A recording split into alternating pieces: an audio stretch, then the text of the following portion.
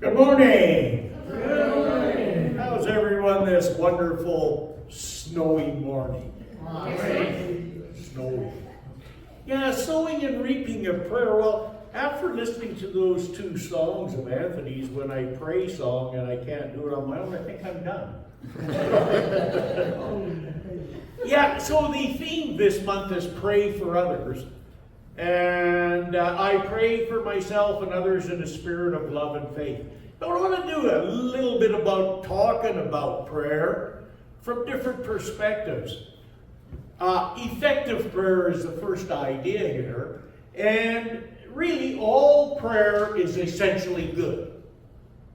Doesn't matter what system you follow or anything like that. Well, we in Unity and the CSL and the New Thought, we believe that the power is within us. And of course, standard religion are always believing that God is outside and God's going to do it for you. We know that God can only do for you what God can do through you.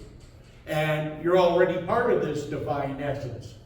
So why does it work for them when they don't do it our way? Ever wondered that?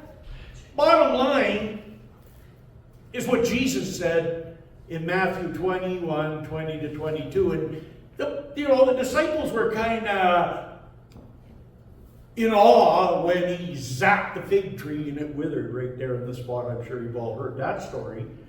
And when they questioned him, they were saying, how come you can do it and we can't? And he said, well, if ye have faith and doubt not. Did you hear that? You got to have the faith and no doubt, because doubt takes it out of faith. And faith isn't just a word, by the way. Everybody could say, oh yeah, I have faith. But when the pedal hits the metal, we're going to see what the faith is, because it's not something you talk about, it's something you demonstrate. And no doubt, you shall be able to do this which is done to the fig tree, and say unto the mountain, be thou removed, and thou shalt be cast into the sea. It shall be done. And all things, now all things, you notice he didn't say almost everything. There are a few exceptions. No, all things, whatsoever she shall ask in prayer, believing, ye shall receive. So that's basically his take on it. We got a couple more things by Jesus. I like his take on it too. In the Unity Metaphysical Bible Dictionary, one of my favorite books, that thick, you don't want to take it for casual reading, you just do it for research, believe me. It says, in true prayer, we take with us words of truth, a statement of truth, or an affirmation, and turn our attention within to the very center of our being, where the Father dwells. We affirm these words of truth and meditate on them, then get very still and wait in silence for God to make them real to us. That doesn't mean, oh, you're going to see that right now. What it means for God inside to make them real to us, so we meditate them on so that we have the complete acceptance of the idea. It's not something that God's going to do, it's God through us by means of us. So we get to that spiritual level and we get to that acceptance. So that's where that is, in that depth. In the Science of Mind, Ernest Holmes said, if when one prays, his prayer is a recognition of Spirit's omniscience, omnipotence, and omnipresent, and is a realization of man's unity with Spirit, then his prayer is a spiritual treatment. So the main difference, if you want to call it that, it's not really, between Unity and the Science of Mind is that in Unity you get in touch and you get in touch with the Spirit, and then you do your affirmation, give your blessings, and give thanks. Well, you do the same thing in the Science of Mind, only they got a little bit different of steps to get you there. So the first step is recognition. There is one power, one presence, one life. That is God's life. Then the unification, that I am part of it. That's my life right here and right now. And then you get into the desire part, and that is the affirmation. Whatever your affirmation is that you're working on. You hear the same thing? And then after that is complete, what we do is we do what we call thanksgiving. We give thanks. What are we giving thanks for? Haven't got anything. Well, that's the power. You always give thanks when you do something like that before it happens, not after it happens. That's a totally different concept, thanking for things that happen after it happens. It's always before it happens. And then the release, hey, once you've done it, that spiritual embryo has been created in there and been given form in your mind in all forms of prayers, and it has a life of its own now. So, or the seed.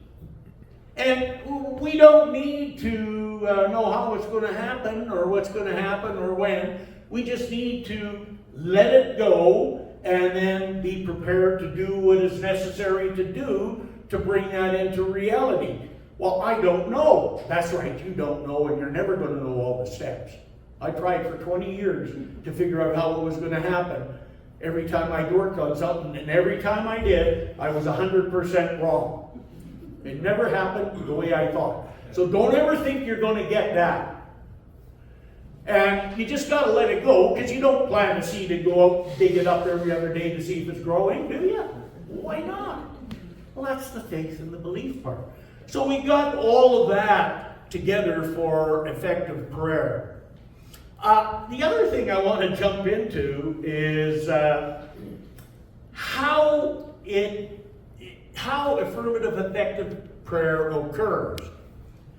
Well, prayer is not something that you do.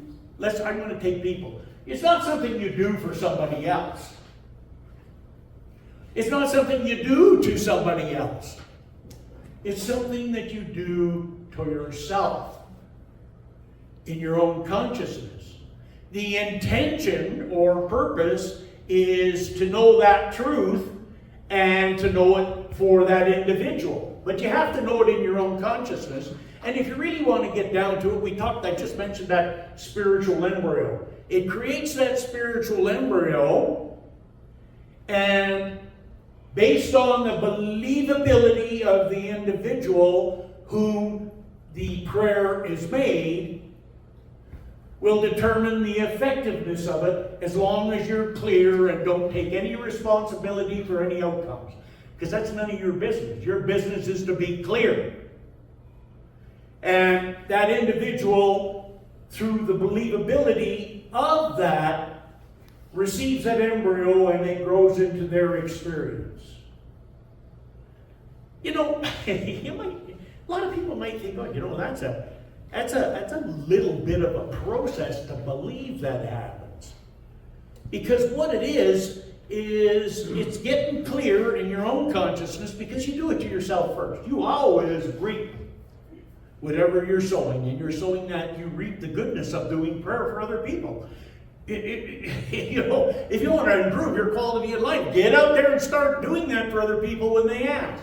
Notice when they said they ask, more effective and efficient. It doesn't really work. Well, you don't even have to know the person, never met the person, and you don't have to be present.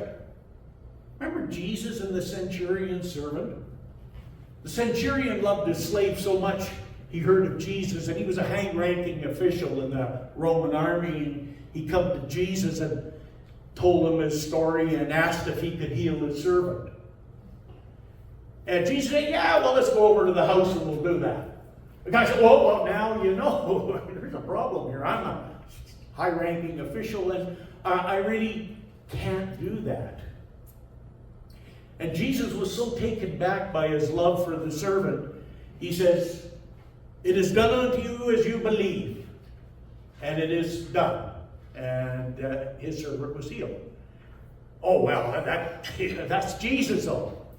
That doesn't work for us. Wrong. I remember, I'm going to tell you a few stories about a few experiences I had. And one of them was the most amazing thing. I was approached by this lady who had a good friend who had an inoperable cancerous brain tumor. And they wouldn't touch it here or anybody, all the second opinions and stuff like that. So she had the last ditch chance was to get into the Mayo Clinic in California. They've done a lot of great work down there with stuff that they couldn't do. So she had her appointment. And then my friend was talking to her about spiritual treatment and prayer, and she said, I am open and receptive to that. So the lady come to me, and we did the treatment to create that perfection where the prototype or spiritual embryo would disintegrate that tumor. Hard to believe that that could actually happen, eh? Well, the lady went down to the Mayo Clinic, and they went through the process just to look at her and that, and they were quite rude with her. They just went up one side of her and down the other side of her for wasting their time when there was nothing there. Nothing. Nothing. It was gone. Just like that. Okay? Another really interesting story that I experienced personally with this. There was this apartment block in down on Southwest there on 20th Avenue by 4th Street in that area. And I think it was about 18 units or 20 units. And one of the people that lived there, I knew, approached me and said, oh man, you ought to see this place we live in. Everybody's upset. Everybody's tense. The resident manager claims he's a warlock and he's putting a spell on everybody and everything. Of course, you know, that come true and everybody was having a problem. And they said, can you help? I said, yeah, I can do prayer and treatment for you. Not a problem. And, but I said, you know, you gotta tell everybody what's going on and get them ready because things will happen. And so that person did that, and the believability level went up, and I did the work. It's really easy if you're dealing with a negative energy like that at a higher level, because you just create a place of light and love, and they can't deal with that. So I did that, and about 6-7 weeks later, the lady come back to me, and she says, you won't believe what happened.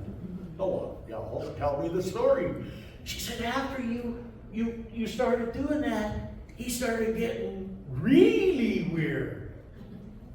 But not with the other people, with himself. He was just doing all kinds of erratic things and saying all kinds of things that were off the wall. And eventually he just couldn't handle it and he moved.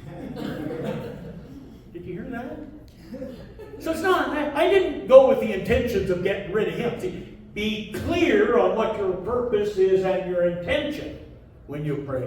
Not about him. It was about creating the right kind of energy around that whole situation for people, that anybody that tried to enter that wasn't part of that couldn't do it. And anybody that was there couldn't stay. Because they can't handle that. Okay? And you know, another time, I learned this one the hard way about praying for people when I just started. My first 2 clients were both men who had terminal cancer. So I'm getting down there and I'm going to do the work and they're going to get healed. Well, within 24 hours after me doing the work, they both died. I go, so all the rest of the students were saying, oh, don't ask them to do treatment for you. You're going to get a healing. You'll be gone to the next life, you know. It really bothered me. You see, first off, I took on the responsibility, which was wrong. And second off, I didn't understand that sometimes dying is the healing. Well, how do you know? Well, you don't really know, so what I do is I do a treatment, prayer, in a way that it doesn't matter whether they're dying or not. They experience their healing. And it became so powerful and so good. I remember I started working with this, going to the hospital to visit somebody on the way out, the family's there. And I go in the parking lot, and before I go in, I sit there, get centered, and I do my treatment prayer, and walk in, and they say, oh, You just missed it. He just passed away 2 minutes ago. Well, I already knew that. And it really does work. In fact, I remember one of my clients, a really nice man in my center, and I was here, and he was on the last leg, but he couldn't make it. He couldn't let go, right? He got his wife to call me, and Nan and I went up there and spent time with his wife. I spent an hour with him, and he wasn't even conscious or coherent, but he did know I was there.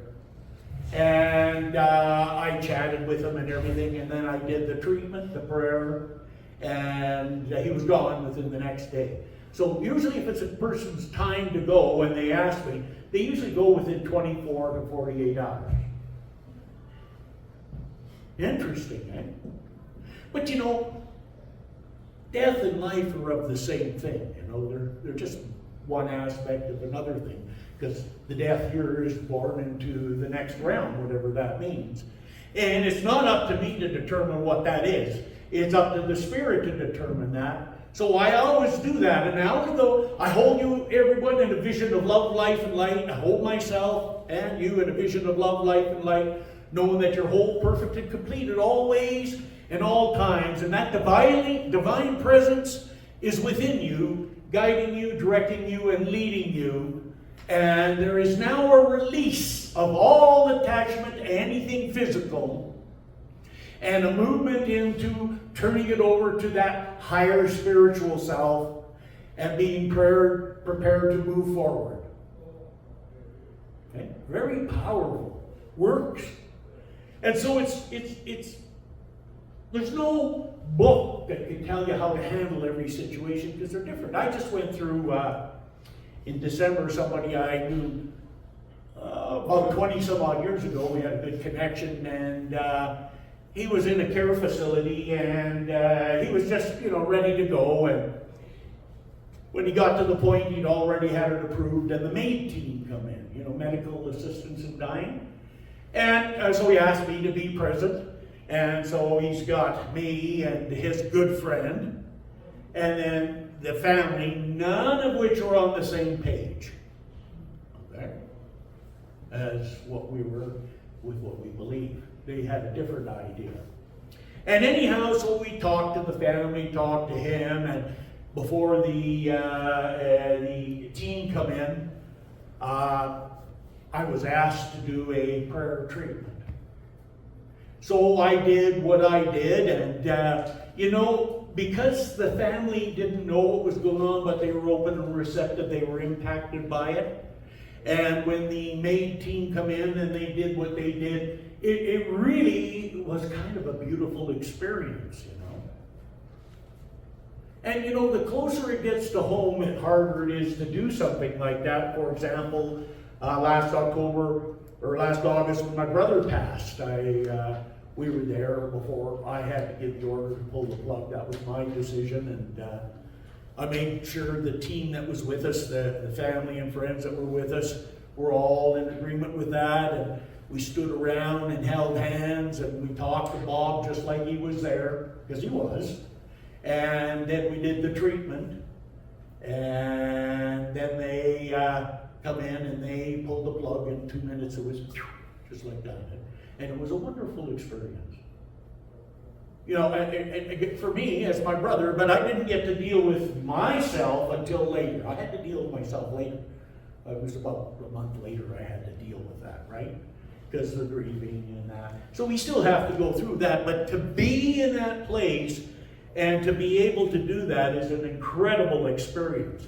And so I say to you, be careful what you pray for, because you're going to get it. Got to watch it. I've been doing some work on some stuff that is happening, and I don't particularly like it because it's working. Because that means you got to do some stuff inside, and there's that letting go of the old thought.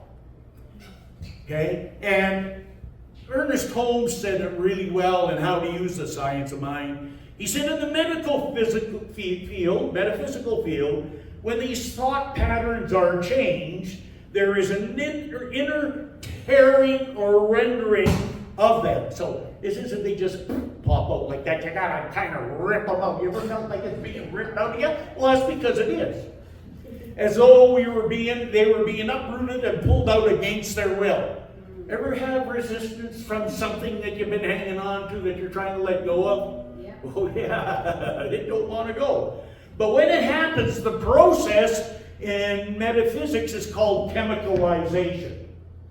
It changes like the caterpillar to the butterfly, the chemicalization of that change. In the psychological field, it's called catharsis, which is to purge and purify. And in the Bible, it's called casting out the devils. Okay? So I really like that idea that he put in there. One of the other things that I come across that I want to share with you, and this could leave you a little, it took me a while to get over this, but it was a book written in 1937 by a guy called H.B. Jeffrey from the Christ Truth League. Very clear book. It was called Principles of Healing. And he said, every case is a challenge to the consciousness of the healer. In a certain sense, the cases that come to you are a reflection of your own consciousness. When I read that, I thought, that guy is out to lunch. Because I tried to analyze why that person was in my life, right? But then I had to read the rest of it. There is something in you that some way is related to them. There is something in you that is akin to the situation. You might not be aware of it because so many things that move in our consciousness are camouflaged, are disguised, so that we do not recognize their presence. But everything that happens to you outwardly is a reflection of some state of belief within your own consciousness. Get your mind wrapped around that and try that on for size. So, I say to you, somebody asks for you to pray for them, and you say, well, I don't know how to do that, or I can't do that. Well, you do. Get in touch with that which you already are, which we believe, that spiritual self, and speak the words of truth. You don't focus in on the condition, you focus in on the truth. The condition is an outpicturing of some distortion in thinking in us. And that can be changed. And it isn't easy, because I've been going through that stuff for over 40 years now. And I'm still going through it, because I'm on the brink of some new and exciting projects here. So I'll leave you with one thing that I like that Jesus said. And they had this guy had this kid that was a bit of a lunatic and everything like that. He was off. And Jesus changed the thought, got the devil out of him. And the disciples said, well, how come we can't do that? And Jesus said, because of your unbelief. That's the only reason. And he said, verily I say unto you, if you have the faith as a grain of a mustard seed, ye shall say to the mountain, remove to the yonder place, and nothing shall be impossible to you. Howbeit, this goes, but with prayer and fasting. Now, that doesn't mean not eating anything, folks. Prayer is the word, fasting from negativity, from doubt. So I know for you, as I know for myself, that divine reaction takes place in our life, and there's a gradual, orderly, sequential unfoldment into form of the highest and best that we can be. And so it is.